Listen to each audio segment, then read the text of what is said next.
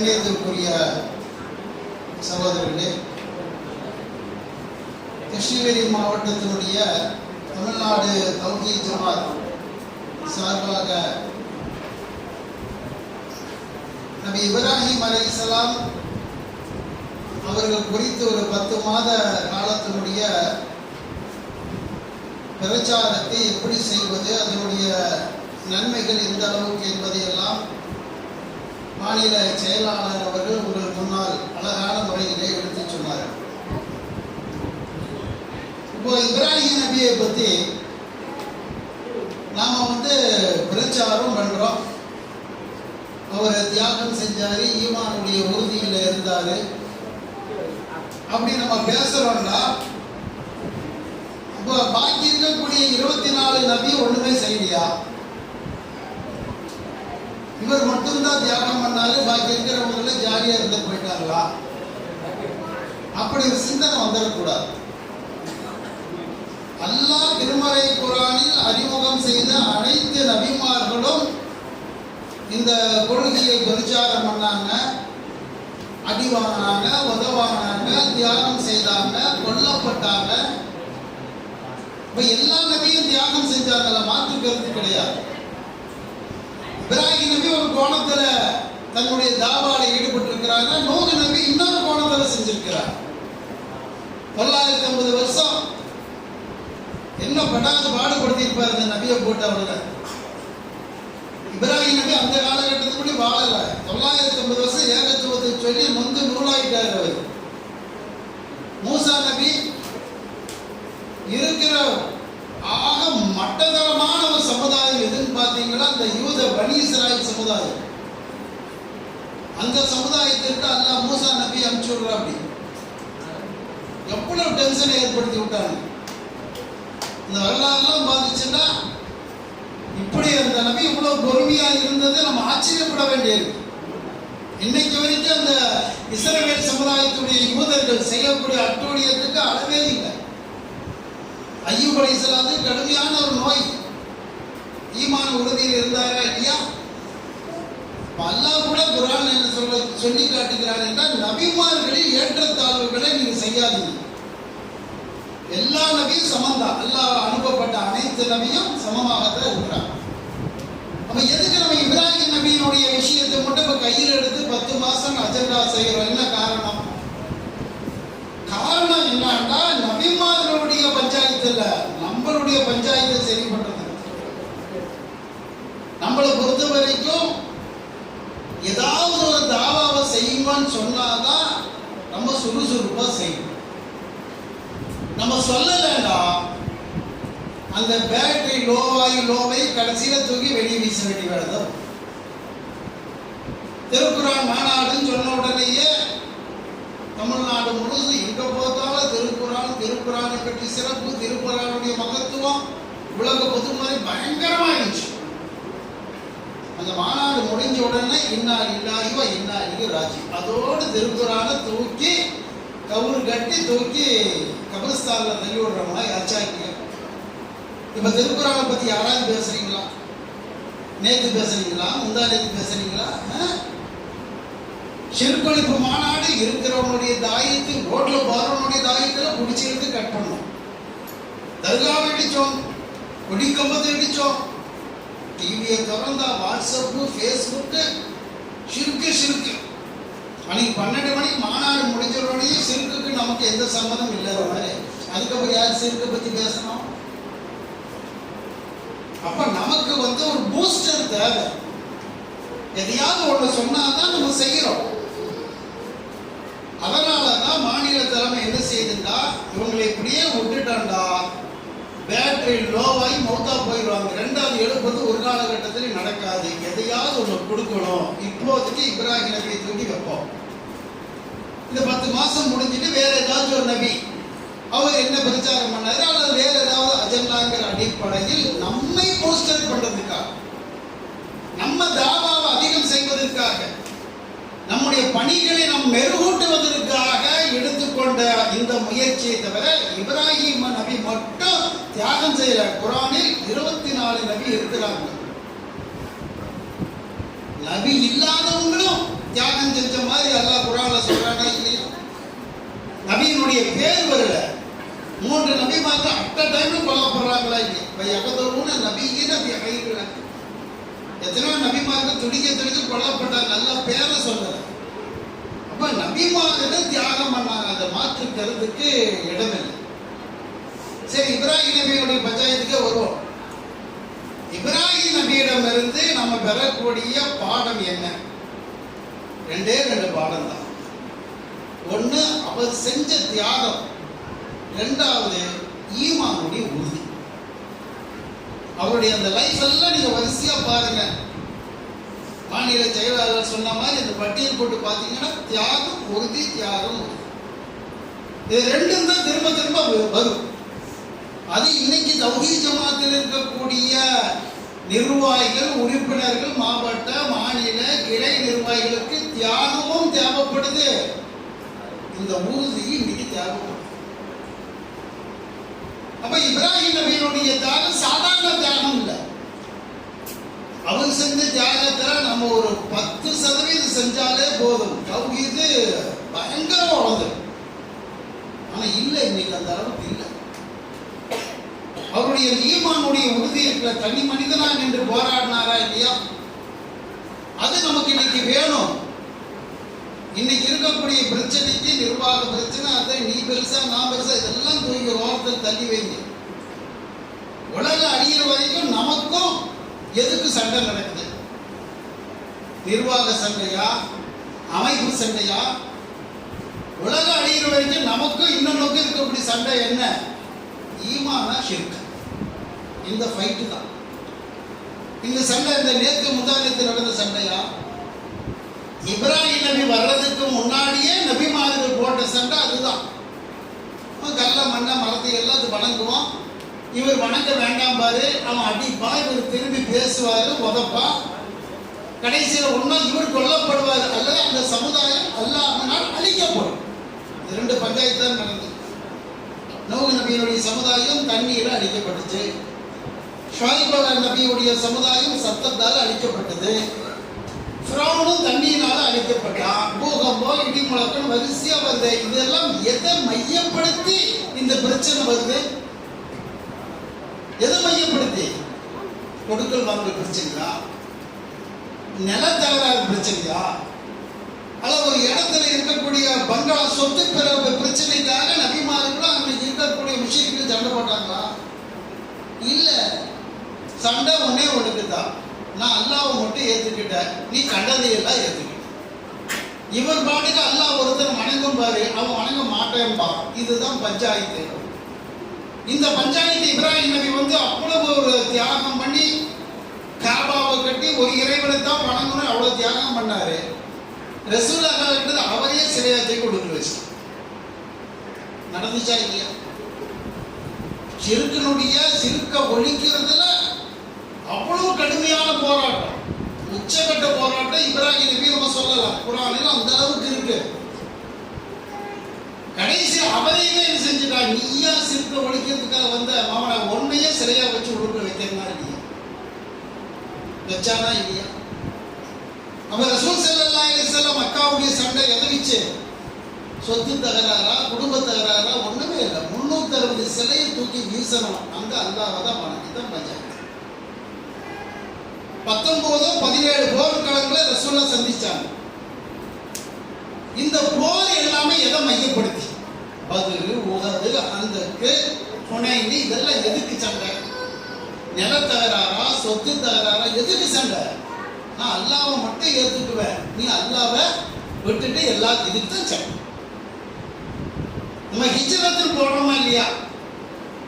கல்யாண பத்திரிகையில எதுக்கு போடுறாங்கன்னு நிறைய பேருக்கு தெரியாம போடுறாங்க. இந்த மணமகனை கூப்பிட்டு இந்த ஹிஜ்ரத்து 1400 போட்டு என்னடான்னு கேட்டா பெப்பர் பேன் முடிப்பான். ஹிஜ்ரத்துல என்ன? மக்கால அல்லாஹ்வை வணங்க முடியல, இருந்தா போட்டு தள்ளிடுவான். உயிருக்கு கேரண்டி இல்லை. நேர மதீனாவுக்கு போயாவது அல்லாஹ்வை வணங்கினாலும் ஓடுறது தான் ஹிஜ்ரத். நாட்டை விட்டு, சொந்தத்தை விட்டு, துணிமணியை விட்டு, சொத்துக்களை விட்டுட்டு தியாகத்துல உச்சகட்ட தியாகம் அது சொல்லலாம். ஊர் கிருஷ்ணகிரியில அல்லாஹ்வை வணங்கக்கூடாது, அல்லாவை வணங்குறதா இருந்துச்சுன்னா எங்க சிலையும் சேர்த்து வணங்க, இல்லாட்டி ஒரு சொத்தெல்லாம் விட்டுட்டு போங்கோண்டு நாளைக்கு சங்கிகள் ஒரு அறிவிப்பு செஞ்சு என்ன செய்வீங்க? என்ன பார்த்துக்கலாம், சொத்து கொஞ்சம் வேணும் தான் வாழ்றதுக்கு அப்படிங்கிற முடிவெடுப்பீங்களா? எங்களுக்கு தேவையில்லை, அல்லா தான் தேவை. இஜரத் போய் எங்கேயாவது குடிசையில ரோட்லயாச்சும் வாழ்றோன்னு வாழ்வீங்களா? அப்போ இந்த ஹிஜ்ரத்துடைய தியாகம் சாதாரண தியாகம். அப்ப இப்ராஹிம் நபியை நீங்க மையப்படுத்தி பார்த்தீங்கன்னா எல்லாமே ஏகத்துவத்தினுடைய மிகப்பெரிய டார்கெட் அவராக தான் இருக்கு. அவர் பிறந்ததிலிருந்து அவருடைய வாழ்க்கை பஞ்சாயத்தாக தான் ஓடிட்டு இருந்துச்சு. வயசு பையன் எவ்வளவு ஜாலியா இருக்கலாம், இதுக்கு இருக்கக்கூடிய இளைஞர்கள் ஜாலியா சுத்தலாம், வண்டி எடுத்துட்டு அப்படி சுத்தது இப்படி சுத்த. இளைஞர்கள் எல்லாம் ஏகத்துவத்தில் உறுதியாக இருக்கணுங்கிறது அல்லாஹ் குர்ஆனில காட்டக்கூடிய இளைஞர் யாரு? இப்ராஹிம். இருக்கிற எல்லா சிலையும் உடைக்கிறார். நம்ம சங்கி பக்கத்தில் பண்ணிட பயான் பண்றதுக்கே பயப்படும். தனியா போய் இருக்கிற சிலைகள்லாம் உடைக்கிறாங்கன்னா தியாகத்துவத்தின் உறுதி. இந்த உறுதி உச்சகட்டத்தில் எங்க போய் நிக்குதுண்டா, ஒரு கட்டத்தில் தூக்கி நெருப்புல தூக்கி வீசி எரியப்படுது. இப்ராஹிம் நபியை குர்ஆன்ல பார்த்தோம். அந்த நெருப்புல வீசும் பொழுது கூட அவருடைய அந்த மன உறுதி இருக்குல்ல, அது இன்னைக்கு இருக்கக்கூடிய தௌஹீத் கொள்கை சகோதர சகோதரிகளுக்கு தேவை. அல்லாஹ்வுக்குன்னு ஒரு வந்துச்சுன்னா கழுத்துல கத்தி வச்சு அறுத்தாலும் செத்தாலும் பரவாயில்ல, கொள்கையை விடக்கூடாது. அது சங்கிகள் அல்ல, சங்கிகளுடைய அப்பவே வந்தாலும் சரி ஈமான நாங்க விட மாட்டோம், பார்த்துக்கலான்னு நிக்கிறவன் தான் உறுதியான ஈமான் உள்ளவன் என்பதை குர்ஆன்ல தொலாவி பார்த்து யாருன்னு பார்த்தா இப்ராஹிம் நபி தான் இருக்கிறார். நெருப்புல தூக்கி தண்ணி எரிப்பது அந்த நேரத்தில் கூட எவ்வளவு ஈமானுடைய உறுதி. ஹஸ்புல்லாஹ் வ நிஅமல் வக்கீல், என் இறைவன் என்னை கைவிடலாம். அவ்வளவு பெரிய ஊரே திரண்டு பார்க்குது, காப்பாற்றுறதுக்கு நாதியும் இல்லை, பெத்த தகப்பன ஆப்போசிட்ல நிற்கிறாரு. தள்ளக்கூடிய நேரத்தில் அவருடைய உறுதி என்ன வார்த்தையை பயன்படுத்துறார்? ஏன் ரொம்ப என்ன காப்பாற்றுவான், அவனை பத்தி எனக்கு கவலை இல்லை. எப்பேற்பட்ட உறுதி, ஈமானுடைய உறுதியை பாரு. இது இன்னைக்கு நமக்கு வேணும். கஷ்டங்கள் வரும் வராதுன்னு அல்லாஹ் சொல்லவே. ஹஸிபன் நாஸு யுத்ரகு யகூலு ஆமன்னா வஹும் லா யுஃப்தனூன். ஈமான் கொண்டுட்டா இந்த கஷ்டமும் வரக்கூடாது, எந்த பசி வறுமை நோய் எதுவும் வரக்கூடாது. மைனர் மாதிரி இருந்த மைனர் மாதிரியே மௌத்தா போகணும். இது நடக்கவே நடக்கும். கஷ்டமே வராதுன்னா இஸ்லாமிய மார்க்கத்தில் நம்ம இருக்கக்கூடாது. வேற எங்கேயாச்சும் போய் இந்துவா கிறிஸ்டினா அப்படின்னு சொல்லி போயிட்டோம்னா பஞ்சாயத்து. இங்க வந்தா எல்லாமே வரும். நல்லா குர்ஆன்ல அப்படிதான் சொல்றோம். அது எந்த ரூபத்தில் வருங்கிறான்ல, ஒரு பெரிய டார்கெட் பட்டியலே போடுறாங்க. மளிகை சாமானம் போடுற மாதிரி பட்டியலை குர்ஆன்ல போட்டாங்க. وَلَنَبْلُوَنَّكُمْ بِشَيْءٍ مِنَ الْخَوْفِ وَالْجُوعِ وَنَقْصٍ مِنَ الْأَمْوَالِ وَالْأَنْفُسِ وَالثَّمَرَاتِ وَبَشِّرِ அல்லாஹ் சொல்றான். வறுமை, நோய், பயம், நாளைக்கு என்ன நடக்க போகுது, சங்கியை வந்து உட்கார்ந்துட்டாங்க முடிஞ்சோம், அந்த பயம் இருந்துட்டே இருக்கும். பயம், மௌத்து, பசி, திடீர்னு வயநாட்டில் ஏற்பட்ட மாதிரி ஒரு நிலச்சரிவு, இருக்கிற வீடு எல்லாமே போய் நடுரோட்டில் வந்து நிற்க வேண்டியது. எல்லாம் வந்தாலும் கூட அவனுடைய ஈமான மட்டும் அசைக்கும். அல்லாஹ் குர்ஆன்ல சொல்றானா இல்லையா? அதனுடைய உச்சக்கட்டம் தான் இப்ராஹிம் நபி. அந்த கொள்கைக்காக நெருப்புல வீசும் பொழுது அவர் சொன்ன வார்த்தைக்கு அல்லாஹ் கொடுத்த பரிசு என்ன, அல்லாஹ் கொடுத்த சிறப்பு என்ன? நாம் நெருப்புக்கு வகை அறிவித்தோம், இப்ராஹிமுக்கு எந்த பாதிப்பும் வரக்கூடாது. உலக வரலாற்றிலேயே கடந்த காலமாகட்டும், நிகழ்காலமாகட்டும், மறுமையாகட்டும், நெருப்பினுடைய இயற்கை தன்மை என்ன? எதை போட்டாலும் அதை நாசம் பண்ணி உருவத்தையே மாத்திடும். கடினமான இரும்பாக இருந்தாலும் சரி, கடினமான ஒரு பாறாங்கல்ல இருந்தால் அதை கூட உடைச்சு போடும். நெருப்பினுடைய இயற்கை தன்மை என்பது அல்லாஹ் அதுக்கு அப்படிதான் வச்சிருக்கு. மனிதர்களை காஃபிர்களை வேதனை செய்வதற்காகத்தான் நரகத்தை சம்பந்தப்பட்ட வசனத்தை எல்லாம் எடுத்து பாருங்க, அவ்வளவு கடுமையா அல்லாஹ் சொல்லுவாங்க. அந்த நெருப்பு சில மணி நேரத்துக்கு தன்னுடைய தன்மையை அல்லாஹ் இழக்க வச்சாங்க. உலக வரலாற்றில் எந்த நபிக்கு இந்த சிறப்பு இல்லை. ரசூலுல்லாஹ்க்கு கூட இல்லை. அவங்க நெருப்புல கைவிட்டவங்க கூட அதை பத்திக்கு தான் தெரியும். கிட்டத்தட்ட 10,000 கோடி மனிதர்கள் அல்லாஹ் படைச்சான். ஒரே ஒரு மனிதனுக்காக நெருப்பிற்கு நாம் வகி அறிவித்தோம். இப்ராஹிமுக்கு எந்த பாதிப்பையும் ஏற்படுத்தாது. அவர் பாட்டுக்கு போய் நெருப்புல தள்ளி வர்றாங்க, புது மாப்பிள்ளை மாதிரி வெளியே வர்றாரு. ஒரு முடி கூட கருகல. அப்ப அந்த நெருப்பினுடைய தன்மையே இழக்கக்கூடிய அளவுக்கு அவருடைய உள்ளத்தினுடைய ஈமானுடைய உறுதி அல்லாஹ் தான் அவங்க நின்றாரா இல்லையா? அதுதான் இப்ராஹிம் நபி 10 மாசம் இல்லை. என்ன அவரிடமிருந்து நம்ம பெற்ற பாடம் என்ன? நம்ம வாழ்க்கையில் அதை நடைமுறைப்படுத்த முடியுமா முடியாதா? இப்ராஹிம் நபி பத்தி ரஹீமா சூப்பரா பேசினார். நம்ம சிவி இம்ரான் அழகா பேசினார். நல்லா இருந்துச்சு, நல்லா இருந்து ஊர் முழுசு சொல்வதற்காக அல்ல இது. அவரிடமிருந்து நான் என்ன பாடத்தை பெற்றேன், எனக்கு அதுல என்ன ஒரு படிப்பனை இருக்கு. அல்ல பொழப்பு கட்டா இப்ராஹிம் நபியோட சம்பவத்தை குரான்ல சொல்றாங்க. எவ்வளவோ விஷயம் குரான்ல இருக்கு. ஏன் இது மட்டும் அல்ல பதிவு செய்யலாம்?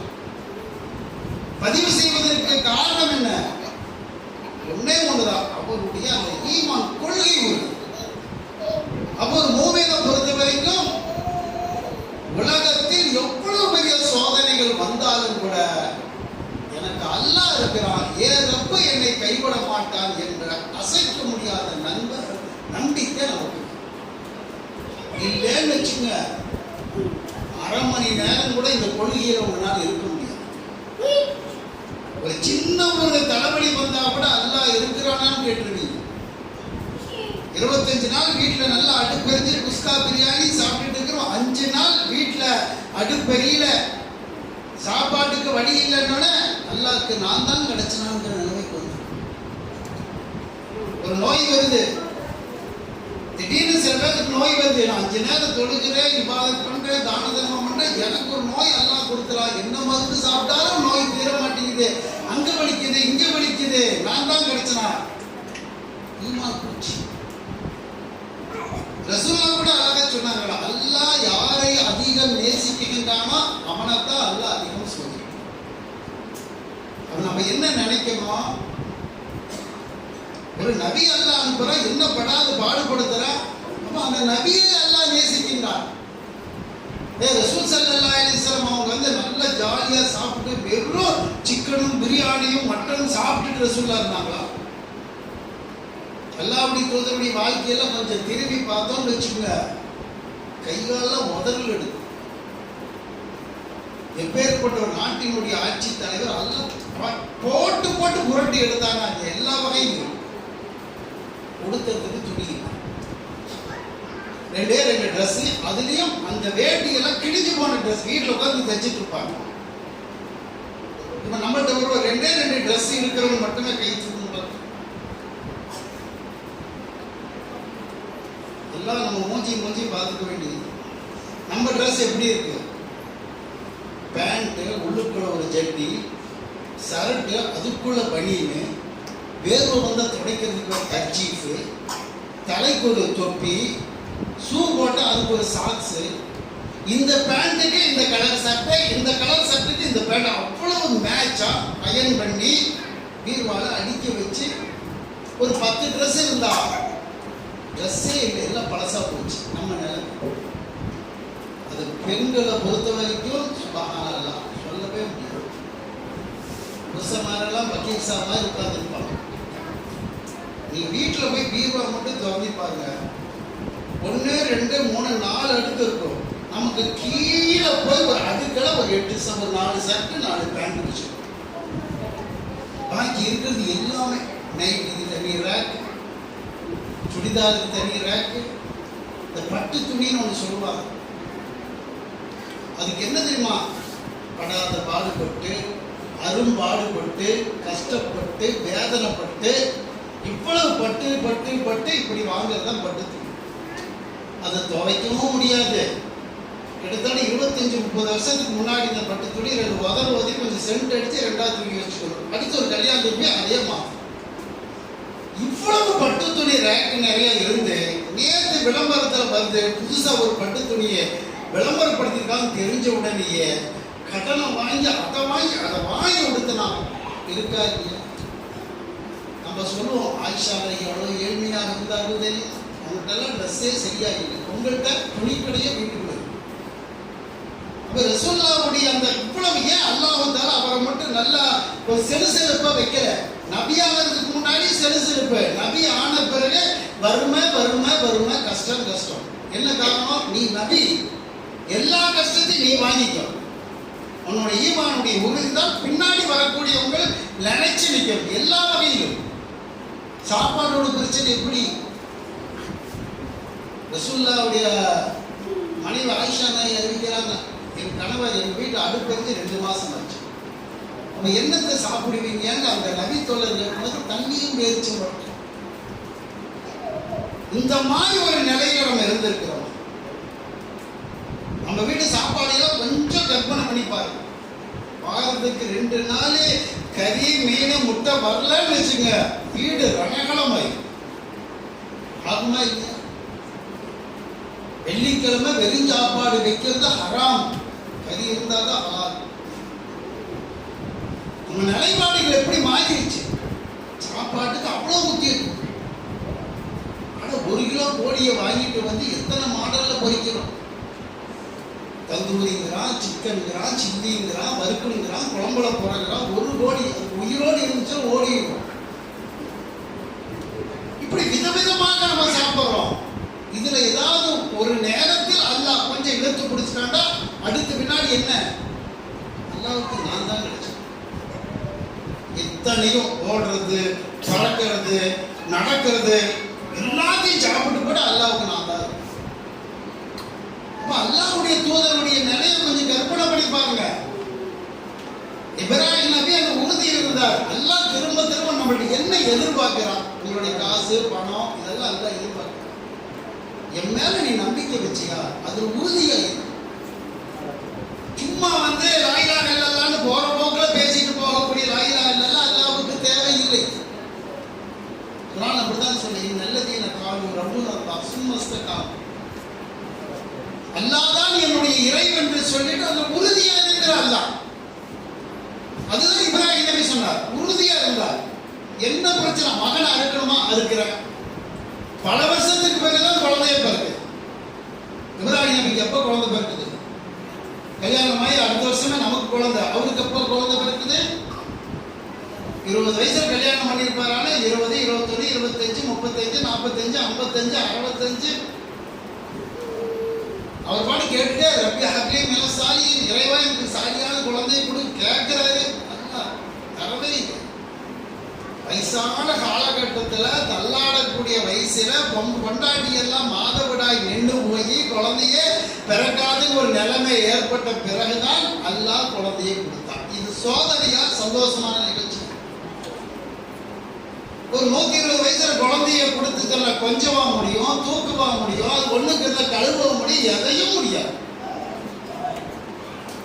ஆசை எல்லாத்தையும் அடகு வச்சுட்டு கடைசியில் கொடுத்தான். கொடுத்து கொஞ்ச நாள்லயே அந்த இவ்வளவு வருஷம் கழிச்சு குழந்தை கிடைச்சிருக்கு, கொஞ்சம் ஜாலியா இருக்கலாம் பார்த்தா அல்லாஹ் ஜாலியா இருக்காத கொண்டு போய் அருங்க. அறுக்கிறதுக்கு முன்னாடி பாளையவம்சர் கொடுங்க. கொஞ்ச நாள் கழிச்சு குழந்தைய பார்க்க போலான்னு ஆசையா பார்க்க போனார். துபாய் இருந்து வர்ற மாதிரி போனார். போட்டு அருங்கா. இதெல்லாம் தான் அதெல்லாம் உறுதியா இருக்கும். உறுதிதான். அவரிடமிருந்து நம்ம எதிர்பார்க்கக்கூடிய மிக முக்கியமான ஒரு பண்பு என்னன்னா ஈமானுடைய உறுதி. அந்த உறுதி நம்மளுடைய வேலை. இதெல்லாம் அல்லாஹ் நம்மளுடைய எதிர்பார்க்கும். அல்லாஹ்வை பொறுத்த வரைக்கும் உங்களுக்கு ஒரு கஷ்டம் வந்துன்னா நீங்க கேட்ட உடனே அல்லாஹ் வந்து அந்த கஷ்டத்தை நீக்க வர மாட்டான். நீ எந்த அளவுக்கு மேல உறுதி வச்சிருக்க?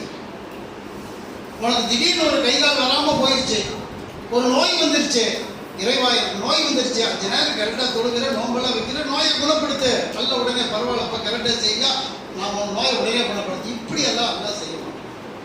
அல்லாஹ்வை பொறுத்தவரைக்கும் எப்படின்னா எந்த அளவுக்கு என் மேல நம்பிக்கை இருக்கு, எந்த அளவுக்கு என்கிட்ட கேட்கிற, உன்னை சோதனைக்கு மேல சோதனை வச்சுட்டே இருப்பேன், என் மேல உறுதி வைக்கிறியா இல்லையா? இதுதான் அல்லாஹ்வுடைய ஸ்டைலு. இப்ராஹிம் நபியினுடைய வழிமுறையும் இதுதான். நம்ம குர்ஆன்ல பார்க்கிறோம், அய்யூப் அலைஹிஸ்ஸலாத்துக்கு நோய் வருது. அது நோய் வந்த உடனே இறைவாய் நோய் வந்துருச்சு அங்க குணப்படுத்த கேட்டோம்னே மறுநாள் அல்ல மருந்து மாத்திரை கொடுத்து குணப்படுத்தினாங்க. அவர் நோயில கொடுத்து நாகி நரங்குழைஞ்சு இருக்கிற சொந்த பந்தமெல்லாம் விட்டுட்டு ஓடுது. என்ன நோயின்னு குரான்ல இல்ல. ஆனா ஒண்ணு இருக்கு, ஒரு வசனம் இருக்கு, உறவினர்கள் எல்லாரும் ஓடிடுறாங்க. அப்போ ஒரு நோய் வந்துச்சு எல்லாரும் விட்டுட்டு ஓடுறாங்கன்னா அது எப்பேற்பட்ட நோயா இருக்கணும்? நமக்கும் தலைவலி வருது, காய்ச்சல் வருது, ஹார்ட் அட்டாக் ஆப்ரேஷன் பண்றாங்க, சில பெரிய நோய்கள் வருது, சின்ன நோய்கள் வருது, அதுக்காக கொண்டாடி விட்டுட்டு ஓடிடுவாளா? அல்ல அவளுக்கு ஒரு நோய் வருது உடனே நம்ம விட்டுட்டு ஓடிடுவோமா? அல்லது நம்ம குழந்தைங்களுக்கு ஏதாவது காய்ச்சல் இப்படியே கொரோனாவே வந்தாலும் கூட உயிரை கொடுத்து காப்பாற்றணுமா இல்லையா? இதுதான் உறவு. தாய்க்கு வந்தாலும், தகப்பனுக்கு வந்தாலும், மனைவிக்கு வந்தாலும், கணவனுக்கு வந்தாலும் பக்கத்துல இருந்து காசு இல்லாட்டி 4 பேருக்கு பிச்சை எடுத்தாவது, நகை நட்டை வித்தாவது, இப்படியாவது அவங்களை காப்பாற்றணும். இதுதான் இயற்கையான நிலைமை. ஐயப் அலைஹிஸ்ஸலாத்தோட கொண்டாட்டி மக்களை விட்டுட்டு ஓடினாங்களே, தன்னந்தனியா உட்கார்ந்துட்டு இருந்தார். அந்த இடத்துல அல்லாஹ் என்ன எதிர்பார்க்கிறான்னு தெரியுமா? அவருடைய ஈமானுடைய உறுதி தான். என்ன அல்லாஹ்ட்ட கேட்டாரு? அன்னி மசன்னில் உருவாந்த அர்ஹாமுர் ராஹீமின் இறைவா, எனக்கு ஒரு நோய் வந்துருச்சு, உன்னை தவிர எவன் என்னை குணப்படுத்தும்? எப்படி வார்த்தையை எல்லாம் வைக்கிறான் பாரு. நோயை குணப்படுத்துன்னு கேட்க, ஆனா நீ தானே கொடுத்த, உன்னை தவிர எவன் என்னை குணப்படுத்துவான்?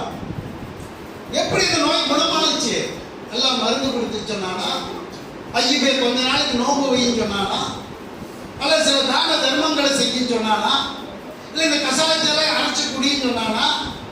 கொஞ்ச நாள் தொழுதுன்னு சொன்னானா? எதுவுமே சொல்ல. பல வருடங்கள் நோயில பாதிக்கப்பட்டாரு. குணமாக்குறது எப்படின்னு குரான்ல பார்க்கிறோம். அல்லாஹ் கேட்கிறா, ஐயப்பே உன் காலடியில என்ன இருக்கு?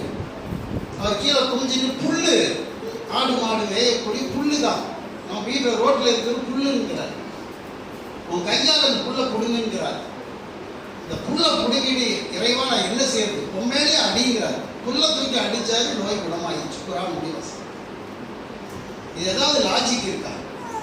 மருந்து சாப்பிடல, மாத்திரை சாப்பிடல, பிறதும் இருக்கல, இவாதத்தும் பண்ணல, ஒரு புல்லை தூக்கி மேல அடிக்கிறாரு. பல வருஷம் அழுதாரு, கண்ணீர் விட்டாரு, நோய் தீர்றதுக்கு சிங்கல் முடிச்சு போச்சு. அல்லாஹ்வை பொறுத்த வரைக்கும் அல்லாஹ் என்ன பார்ப்பான்? அவன் மேல என்ன நம்பிக்கை வைக்கிறீங்க? அதுதான். இதுதான். இது எல்லாத்துக்குமே வரும். இப்ராஹிம் நபிக்கு மட்டுமே இருந்தா பார்த்தாது, நமக்கும் வரும். அதுக்குதான் அவரை நமக்கு முன்மாதிரியாக எல்லாம் காமிக்கிறார். ரசூல் ஸல்லல்லாஹு அலைஹி வஸல்லம் கூட பார்த்தோமா இல்லையா? ஹிஜ்ரத் பண்ணி மக்காவுல இருந்து அடிச்சு துரத்துறாங்க. உயிருக்கு பயந்துட்டு ஓடுறாரு. போகும்போது எப்படி போனான்னு தெரியுமா? நபிகள் நாயகம் ஸல்லல்லாஹு அலைஹி வஸல்லம் அழுதுட்டே போறாங்க. எதை பார்த்து அழுதாங்க? காபாவை பார்க்குறாங்க. உலகத்திலேயே எனக்கு ரொம்ப பிடிச்ச இடம் இந்த காபா தான். இதை விட்டுட்டு நான் போறேன் அல்லாஹ்வுக்காக, இதை விட்டுட்டு நான் போறேன்னு சொல்லிவிட்டு வேதனையோடு தான் காபாவை பார்த்துட்டே போறாங்க. ரசூல் ஸல்லல்லாஹு அலைஹி வஸல்லம் அல்லாஹ் ஒரு வசனத்தை இருக்கிறார், நபியே நிச்சயமாக உன்னுடைய இறைவன் இந்த காபாவை உன்னிடத்திலே தருவான், நீ கவலைப்படாது போ. எப்ப கொடுத்தா? ரசூலுல்லாஹ் போய் அடுத்த வாரம் கொடுத்தானா? அடுத்த மாசம் கொடுத்தானா? அடுத்த வருஷம் கொடுத்தானா? 10 வருஷத்துக்கு பிறகுதான் கொடுத்தான். எப்படி கொடுத்தான் தெரியுமா? போகும்போது உயிரை கையில பிடிச்சிட்டு ஓடினாங்க. 10 வருஷத்துக்கு பிறகு 10,000 வீரர்களோட காபாக்குள்ள நுழைகிறாங்க. எதிர்க்கிறதுக்கு ஆள் இல்லை. காபாவுடைய தலைவர் அபூ சுஃபியான் அன்னைக்கு 360 சிலை உள்ளுக்குள்ள இருக்கு. அந்த சிலைகளை தான் அவன் ரொம்ப ரொம்ப உயிருக்கு மேலாக மதிச்சிட்டு இருக்கிறான். சிலை எங்களை காப்பாத்துன்னு நினைச்சிட்டு இருந்தான்.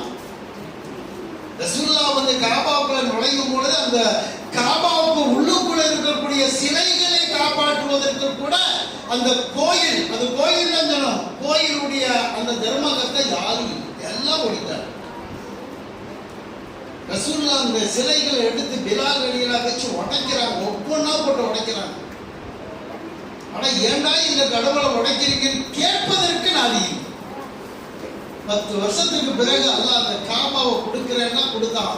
இதுல என்ன பார்க்கணும்? 10 வருஷமா ரசூலுல்லாஹ்வுடைய ஈமான். கண்டிப்பா அல்லாஹ் தருவான். மௌத்தாருக்கு முன்னாடி கொடுத்தானா இல்லையா? இதைத்தான் அல்லாஹ் நம்மள்ட்ட எதிர்பார்க்கும். இப்ராஹிம் நபியிடம் இருந்து நமக்கு ஒரு மிகப்பெரிய ஒரு பாடம் இருக்குன்னா இந்த பாடம் தான்.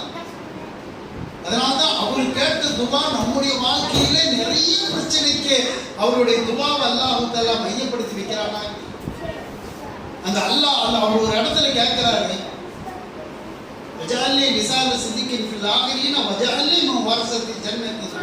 இறைவா, எனக்கு பிறகு என்னுடைய இந்த சமுதாயம் இருக்கா இல்லையா, நான் மௌத்தா போன பிறகு எனக்கு பின்னாடி வர்றவங்க எல்லாரும் என்ன நினைக்கணும், என்ன நினைச்சு பார்க்கணும், எனக்காக துவா செய்யணும், என்னை புகழணும், புகழுட இறைவனிடத்தில் எனக்காக கையேந்தணும், அந்த ஒரு நிலைமை ஏற்படுத்தின்னு அவர் துவா செய்யறார். இன்னைக்கு வரைக்கும் பாருங்க, அல்லாஹ் அவரோட துவாவை ஏற்றுக்கிட்டான். இப்ராஹிம் நபியை நம்ம நினைக்கிற மாதிரி உலகத்தில் வேற எந்த நபியும் நம்ம நினைச்சு பார்க்கிறோம். நாம முக்கியமா நினைக்கிறோம், கிறிஸ்துவர்கள் ஆபிரகாம்ங்கிறான், யூதர்கள் ஆபிரகாம்ங்கிறாங்க. நாம எப்படி நினைக்கிறோம்? கொஞ்சம் லாஜிக்கா பாருங்க. 2 பெருநாள் அல்லாஹ் தந்தான். ஒரு பெருநாள் எதுக்கு? திருமறை குர்ஆன் இறக்கப்பட்டதற்காக ஒரு பெருநாள், ரமலானுடைய பெருநாள். இன்னொரு பெருநாள் என்ன? எதுக்கு? இப்ராஹிம் நபி, அவருடைய மனைவி, அவருடைய பையன். இது அவங்க குடும்பம் சம்பந்தப்பட்ட பிரச்சனை. அப்படித்தான் நாம பார்க்கணும். இப்ராஹிம் நபி மகனா இருக்கிறாங்கன்னா அவரும் அவருடைய மகனும் அல்லாஹ் சம்பந்தப்பட்ட பிரச்சனை. அவர் மனைவி குணம் பண்றாங்கன்னா அவர் மனைவி அல்லாஹ் சம்பந்தப்பட்ட பிரச்சனை.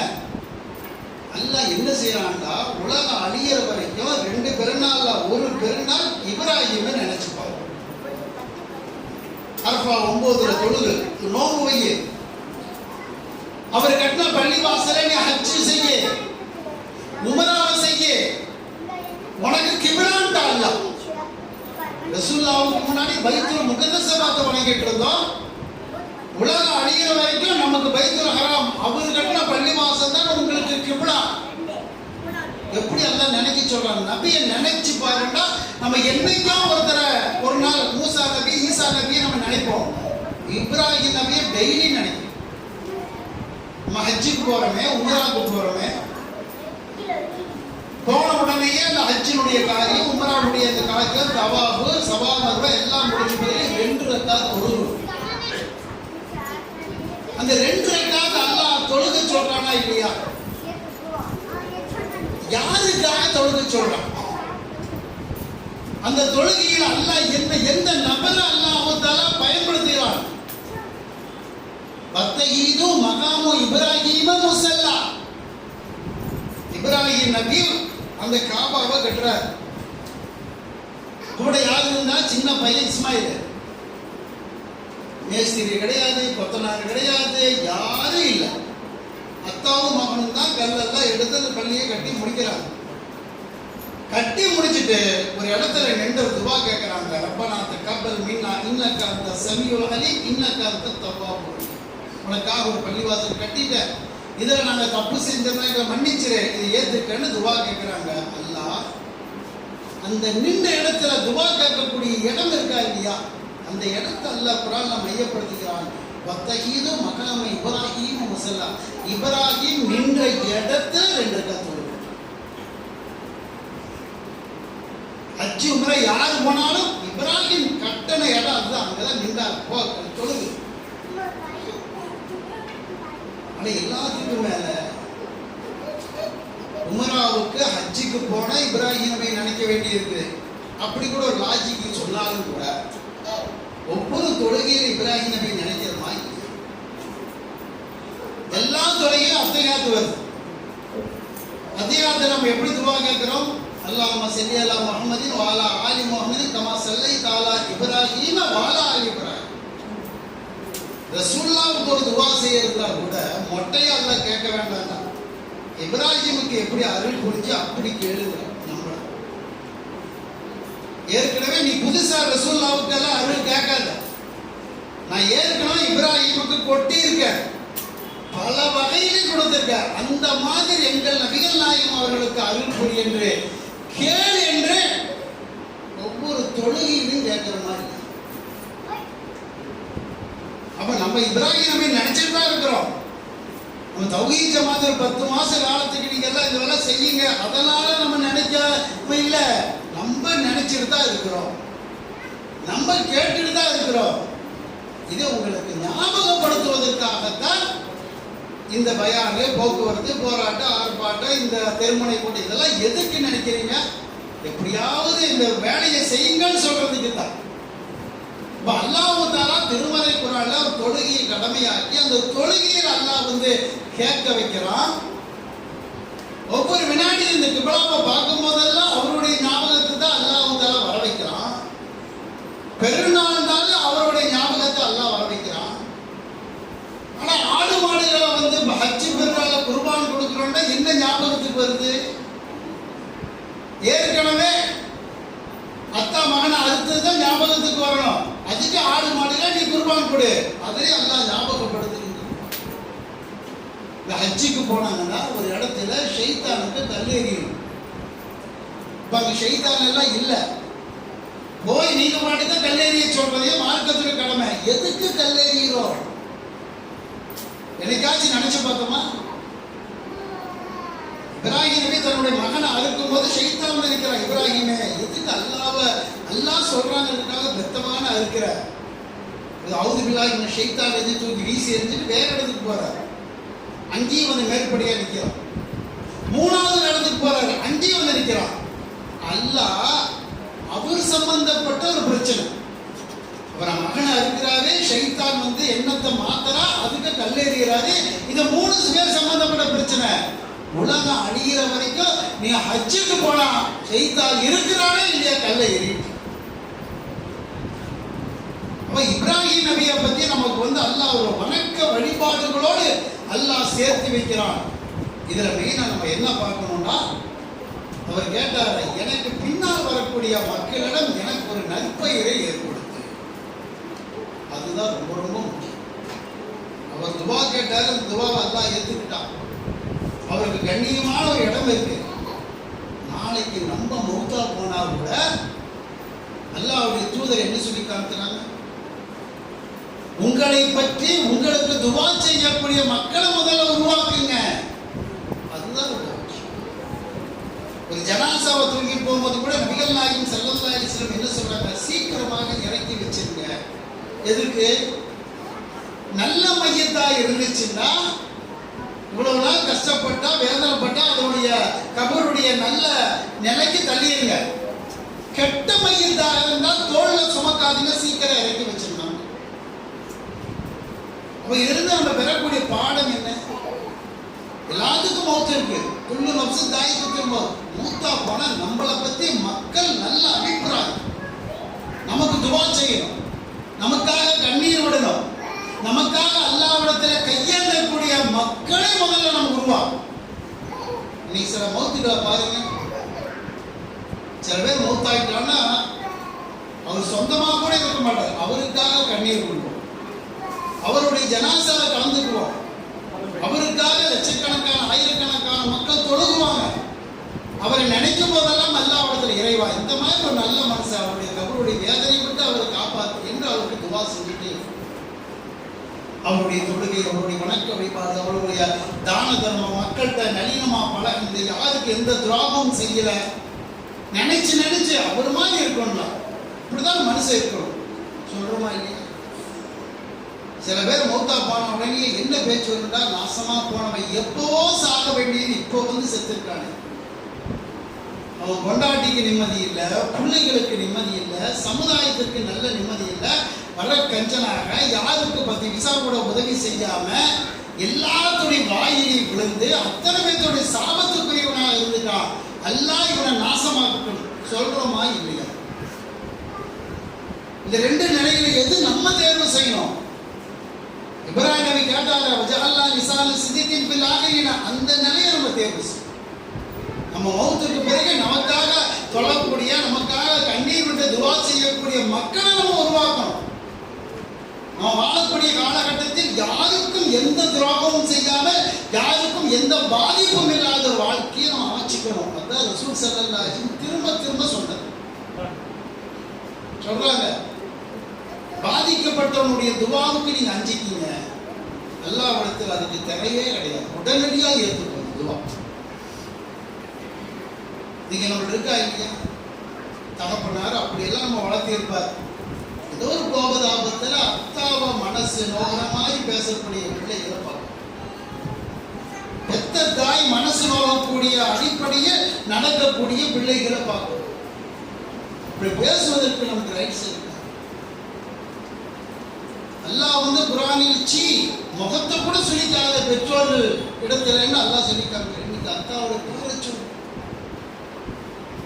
மரியாதை இல்லாம அந்த ஆளு இந்த ஆளு அவன் இவன் இவெல்லாம் பொம்பளைதான். யார பெத்த தாய் தகப்பன அவங்க பாட்டுக்கு கொடுத்தா போகிற நேரத்தில் அல்லாஹ்வுடைய கையேந்திட்டு போயிட்டாங்கன்னா அல்லாஹ்வுடைய தூதர் பெற்றோருடைய வெறுப்புல தான் அல்லாஹ்வுடைய வெறுப்பே இருக்குதுன்றார். அந்த அணுகுமுறை நம்மள்ட்ட இருக்காங்க. ஒரு ஜமாத்தில் எனக்கு ஒருத்தர் பிடிக்கல, ஆனா நல்ல மனுஷர், ஒழுக்கமானவர், இபாதத் பண்றவர், எனக்கு அவர்களுக்கு ஒரு பிரச்சனைக்காக அவருடைய தவறுகளை எல்லாம் மண்டபாலத்தில் வெளியே போய் சொல்றது, அவருடைய மானத்தோடு விளையாடுவது. ரசூலுல்லாஹ் சொன்னாங்க, அவன் மன்னிக்காத வரைக்கும் எல்லாம் மன்னிக்க மாட்டான். நபிகள் நாயகம் ஸல்லல்லாஹு அலைஹி வஸல்லம் மௌத்தானதுக்கு 3 நாளைக்கு முன்னாடி என்ன நடந்துச்சு? ஃபலல் இப்னு அப்பாஸ் என்று சொல்லக்கூடிய ஒரு நபி தோழர் நடக்க முடியாம சக்கராத் வேதனையில தோல்ல கை போட்டுட்டு வர்றார். பள்ளிவாசலுக்கு உட்கார வைக்கிறாங்க. இந்த மெம்பர் படி ரசூலுல்லாஹ் கடைசியா பேசுற மெம்பர் அதான். என்ன சொல்றாரு? அல்லாஹ்வுடைய வசனத்தை சொல்லிட்டு, நானும் உங்களை போன்ற ஒரு மனுஷன் தான், ஆமீனாவுக்கும் அப்துல்லாவுக்கும் பிறந்த முகமது என்று சொல்லக்கூடிய ஒரு மனுஷன் தான், அல்லாஹ்வுடைய தூதர். அது வேற விஷயம். மனுஷங்கிற அடிப்படையில் யாரையாவது நான் திட்டி இருந்தால், அடிச்சிருந்தால், என்னை அடிச்சு என்னை திட்டு இந்த பழியை இங்கேயே தீர்த்துக்குங்கிறார். ரசூலுல்லாஹ் அப்படி நடக்கக்கூடிய ஆளா? குர்ஆன்லயே அல்லாஹ் ரசூலுல்லாஹ்வுக்கு ஒரு சர்டிபிகேட் தர்றான். அவருடைய குணத்தை பத்தி அல்லாஹ் அப்படியே வசனத்தை இருக்கிறான்.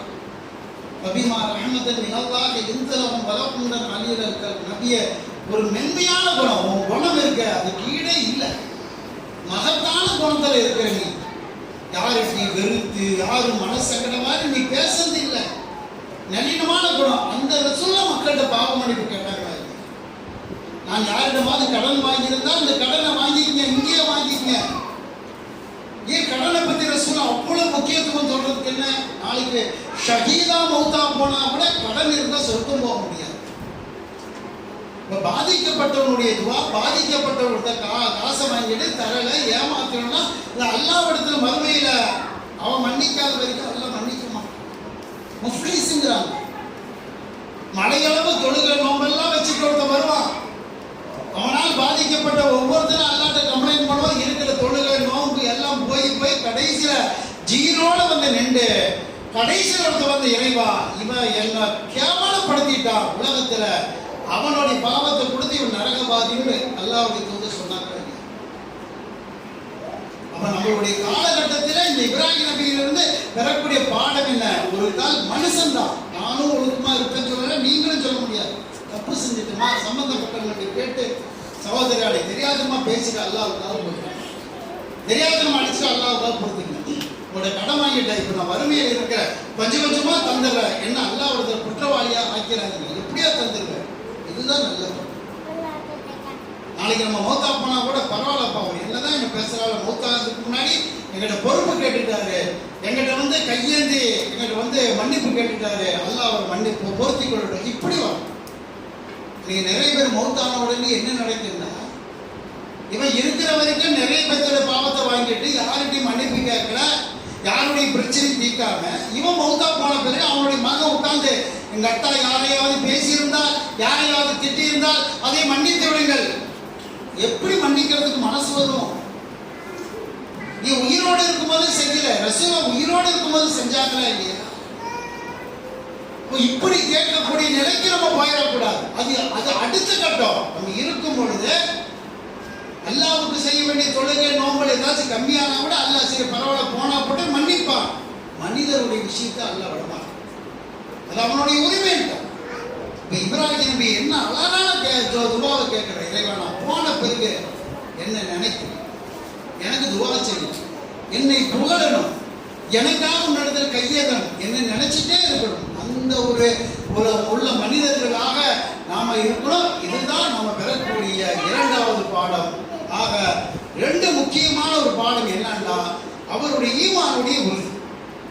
நமக்கும் பல கஷ்டங்கள் துன்பங்கள் வந்தாலும் கூட சளைக்கவே கூடாது. ஏன்னா இந்த உலகத்துல நம்ம நிரந்தரம் நினைக்கல, இன்னொரு வாழ்க்கைக்காக தான் பயணமாக போயிட்டு இருக்கிறோம்.